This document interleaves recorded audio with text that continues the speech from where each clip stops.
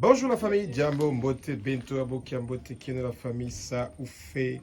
Nous allons parler de préparation de la cuisine. Alors, la préparation de la cuisine dans la construction, c'est un travail qui est très important et ce qui est dommage, souvent, c'est que beaucoup de cuisine chez nous, en Afrique, dans la classe, disons, sociale qui est plus ou moins modeste, souvent on a une cuisine avec grand espace et beaucoup des appareils ou des machines, etc. Bon, alors, ce que nous faisons dans la construction, souvent c'est quoi? C'est le prix qui est compris donc, dans la construction de votre maison.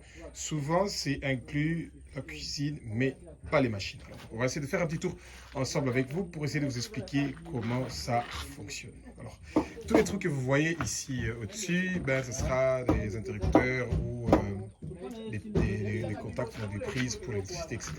Alors, le cas 1 que vous voyez, c'est un armoire normalement de 30 cm que nous prévoyons pour pouvoir mettre des affaires dedans, comme des casseroles, etc., etc., etc. Alors, si vous avez des affaires qui peuvent prendre facilement de la température, c'est pas intéressant d'avoir ça dans cette armoire-là. Donc, ce que nous faisons, c'est comment? C'est juste à côté, vous avez donc votre cuisinière, et en dessous de la cuisinière, il y a votre four. Donc, c'est pour ça que vous voyez qu'on a le trou que vous voyez ici. Donc, c'est pour pouvoir éventuellement connecter avec l'électricité pour les fours, pour des fours qui fonctionnent avec l'électricité ou avec gaz. Il y aura moyen de faire donc un tube qui passe par dehors et ensuite ça peut vous donner le gaz. Ensuite, on a un petit armoire, dans le cas d'ici on a un petit armoire donc le cadre que vous voyez, c'est un petit armoire de 20 cm. Et cette armoire-là est censée avoir, par exemple, des affaires aussi qui n'ont pas de problème avec donc, la température. C'est plus comme des choses comme, par exemple, les fourchettes, les cuillères, des histoires comme ça, tout comme ça. Et ensuite, les choses comme les assiettes et d'autres grandes casseroles et tout comme ça, c'est dans l'armoire donc K3 que vous voyez et dans le K4. Donc, c'est donc 2 fois 60 cm où vous avez assez d'espace pour mettre beaucoup d'affaires pour la cuisine. Ensuite, on a la partie de l'eau. La partie de l'eau, c'est on réserve 120 cm. Et pour beaucoup de gens, on n'a pas vraiment besoin de cet espace-là. Il y a aussi moyen de le faire avec 60 cm si vous voulez. Mais normalement, c'est un endroit où, si par exemple vous n'avez pas une machine à laver, donc la vaisselle, ce qui est fort possible de pouvoir mettre ça dans un compartiment ou dans l'autre compartiment, ou vous avez la machine à laver la vaisselle à un compartiment et dans l'autre compartiment, vous pouvez garder des ustensiles, par exemple, pour le nettoyage, etc., etc. Ensuite, on a encore un K5, donc c'est encore une armoire. Et cette armoire-là, c'est plus pour mettre tout ce qui est nécessaire pour le nettoyage de la maison, la cuisine, etc., etc., etc. Et ensuite, on a 60 cm qu'on laisse. Et c'est pour ça que vous avez vu qu'il y a 2 trous. Donc, le KK que vous voyez, c'est... pour ceux qui comprennent le néerlandais, c'est pour parler du frigo. Donc, alors, ce qui est des fois pratique, c'est pour ça qu'on a 2 prises. Pourquoi? Parce que souvent, ça arrive que quand on a un frigo, on peut mettre un micro-ondes juste au-dessus. Alors, sûrement qu'il y a des mamans qui vont réclamer, parce que je sais qu'il y a beaucoup de mamans qui aiment avoir la cuisine pour eux-mêmes. Et bien, ici, on a tout cet espace. Donc tout un mur où il y a moyen par exemple de mettre des armoires pour pouvoir garder les affaires et tout qu'on sort. Et si vous voulez, il y a aussi moyen de mettre des armoires en haut. Donc il y a la possibilité de mettre des armoires ici partout en haut. Alors pour les mamans qui aiment avoir des armoires partout dans leur cuisine, je ne vous conseille pas de le faire. En tant qu'intérieur designer, donc, je donne des conseils en matière de décoration, donc d'intérieur. Et si vous voulez vous faciliter la tâche, évitez d'avoir d'excédents des armoires. Pourquoi? Parce que en fait, quand vous avez des excédents d'armoires, Et qu'est-ce qui va se passer? Vous allez commencer à accumuler des affaires dans votre cuisine dont vous n'en avez pas du tout besoin.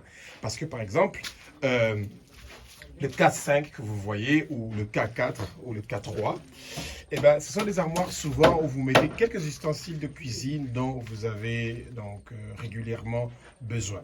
Et et pourquoi on a créé cet espace-là juste au-dessus donc de K2 et de K3 pardon et de K2, vous avez une grand espace pour pouvoir couper votre viande, vos légumes, etc. Et, tout comme ça. Et juste à côté, vous avez l'eau pour rincer. Donc, c'est une suite logique qui est bien suivie.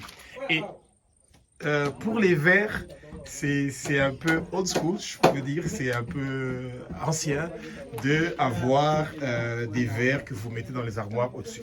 Alors, surtout quand c'est une maison que vous prévoyez de venir habiter quand vous allez donc être en retraite, c'est très dangereux pour les personnes âgées d'avoir des armoires au-dessus. Pourquoi? Parce que ça vous demande de chercher quelque chose pour pouvoir vous mettre au-dessus et pouvoir récupérer les affaires dans les armoires au-dessus. C'est très déconseillé.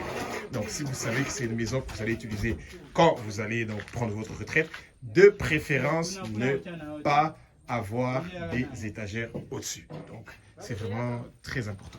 Et quand vous avez des personnes âgées donc, qui vont venir habiter, donc c'est pour votre retraite, il faut toujours avoir une porte qui vous donne directement accès à l'extérieur. Parce qu'au cas où il y a un souci dans votre maison, eh ben, vous devez avoir dans votre cuisine, vous devez avoir la possibilité de directement sortir donc vers l'extérieur. Alors, souvent, au Congo, il y a moyen de faire fabriquer des très belles cuisines avec le bois congolais. Et la seule chose qui est dommage, c'est que les machines ne sont pas inclus dans le prix. Pourquoi? Parce que ça dépend de chaque qualité, de qui veut quoi, etc. Donc voilà. Donc on est juste là en train de vous donner quelques idées et, de comment vous pouvez essayer de faire pour essayer d'aménager votre cuisine. Et alors, donc ça c'est une cuisine en L. Ici déjà on va perdre une histoire donc de 60 cm comme vous pouvez le voir là.